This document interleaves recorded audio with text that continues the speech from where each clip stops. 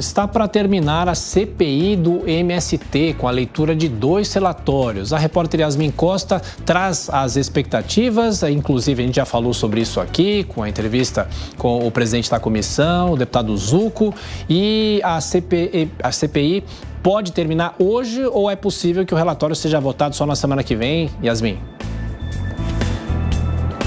Olha, Thiago, a expectativa é que esse relatório seja votado hoje mesmo. O próprio relator, o deputado Ricardo Salles, está fazendo a leitura desse relatório que traz uma espécie de resumão do que foi feito durante todo o tempo em que o colegiado esteve ativo. Ele está apresentando todas as oitivas que foram feitas em loco quando a cúpula da CPI do MST foi visitar locais em que há assentamentos do Movimento dos Trabalhadores Rurais Sem Terra, além de trazer também informações. Esse relatório e essa leitura que ele está fazendo agora traz informações de todas as pessoas que foram ouvidas pelo colegiado. A expectativa é que a sugestão apresentada pelo deputado Ricardo Salles proponha o indiciamento de pelo menos 10 pessoas, entre elas alguns parlamentares e até ex-ministros do governo do presidente Lula, como o general Gonçalves Dias,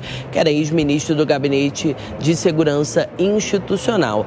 Além disso, há pouco, o relator, melhor dizendo, da CPI do MST, ao fazer essa leitura do documento, disse o seguinte, que eles conseguiram constatar durante todo esse trabalho da comissão, que o modo de atuação do MST tem muita semelhança com o modo que é usado pelo tráfico de drogas no Brasil. Palavras de Ricardo Salles há pouco durante a CPI do MST. E como você disse, tem a expectativa também de um outro relatório. Esse deve ser apresentado pela base do governo. Ele não deve apresentar nenhum tipo de indiciamento. Eu conversei com alguns parlamentares da base do governo que disseram o seguinte, é mais uma forma de dizer a atuação na avaliação deles real do MST e também de não ficar parecendo que a CPI terminou sem nenhum benefício e foi somente um gasto público. E aí, por isso, a base do governo vem também trazendo esse relatório, inclusive que também vai mostrar possíveis abusos cometidos pela cúpula da CPI do MST e também a atuação do Movimento dos Trabalhadores Rurais Sem Terra. Não há nenhuma também indicação, nenhuma expectativa, vamos dizer, conversando há pouco com alguns parlamentares, nenhuma certeza, essa é a palavra, de que o documento de Ricardo Salles possa ser aprovado, porque há um grande embate, a gente veio acompanhando, há um grande embate entre oposição e base dentro da CPI do MST, mas agora, com essa leitura do relatório, a gente está acompanhando de perto e qualquer novidade a gente já traz aqui na programação da Jovem Pan sobre o andamento desse fim do colegiado. Isso, Yasmin Costa de Brasília, a gente dá uma passada para o plenário da CPI, falando ainda e lendo o relatório, o deputado Ricardo Salles. Acompanhe. Se verificou na fala do ministro Paulo Teixeira, foi a absoluta inconsistência da sua apresentação em relação aos fatos concretos e ações concretas do governo federal, do presidente Lula, a partir de 1º de janeiro de 2023, sobre essa, de certa forma, dissimulada afirmação de que o governo é contra a invasão de propriedade.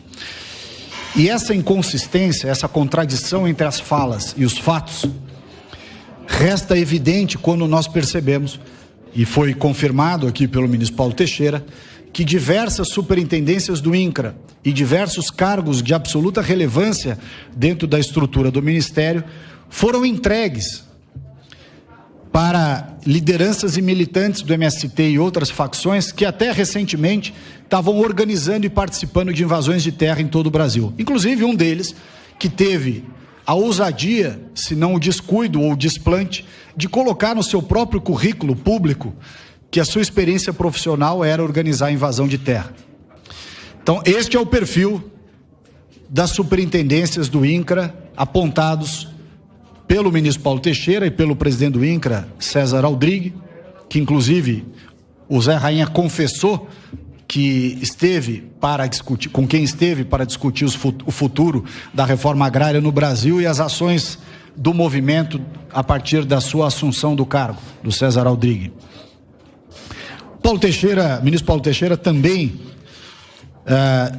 tentou trazer a sua limitação em efetivar os assentamentos e as titulações aqui na CPI, imputando ao orçamento 2023 formulado pelo governo do presidente Bolsonaro em 2022. Ocorre que o ministro Paulo Teixeira acabou tendo que reconhecer em audiência que, na verdade, o orçamento vigente para o INCRA em 2023 é um orçamento que foi alterado, refere-se ao orçamento alterado a pedido do então chefe da transição do governo, hoje ministro da Fazenda, Fernando Haddad. Em outras palavras, o orçamento atual a que o governo federal está submetido foi alterado no final de 2022 a pedido do ministro Fernando Haddad e aprovado integralmente sob a rubrica da PEC da transição. Não há que se falar em orçamento feito pelo Bolsonaro e que limitaria as ações do Ministério do Desenvolvimento Agrário. O governo Lula interferiu no orçamento em 2022 e aumentou a sua capacidade orçamentária através da PEC de transição em 168 bilhões de reais. E não destinou, por ocasião da PEC da transição, nenhum centavo. Repito, os ministros do Lula e os deputados da base do PT, que tinham mandato em 2022, dentre eles o próprio Paulo Teixeira, não destinaram um único centavo através de emendas parlamentares na PEC de transição. O deputado Ricardo Salles, relator da CPI do MST, apresentando o documento final, e em instantes voltaremos para acompanhar essa sessão. Lembrando que daqui a pouco também tem o início da CPMI do 8 de janeiro. A Jovem Pan estará acompanhando tudo direto de Brasília.